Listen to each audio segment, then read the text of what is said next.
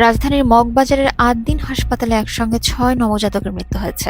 দেশজুড়ে ছড়িয়ে পড়ে ক্ষোভ। ফলে সরকারি হাসপাতালের লাইসেন্স বাতিল করেছে। যদি ৬ জন নবজাতকের মৃত্যুর ঘটনায় হাসপাতালের লাইসেন্স বাতিল হতে পারে, তাহলে হামে ৬৫০ শিশুর হত্যাকারী ইউনূসের বিচার হবে না কেন?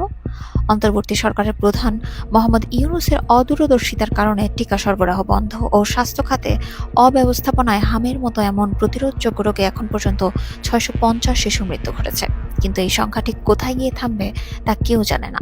এত এত মায়ের কোল খালি হয়ে যাচ্ছে, অথচ বর্তমান বিএনপি সরকারের কোনো উল্লেখযোগ্য পদক্ষেপ নেই।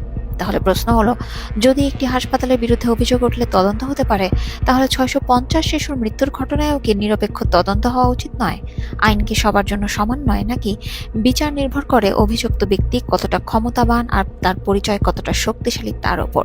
৬ জন নবজাতকের মৃত্যুর বিচার সহ এখন পর্যন্ত হামে মারা যাওয়া ৬৫০ শিশুর হত্যাকারী ইউনূসের বিচার চাই।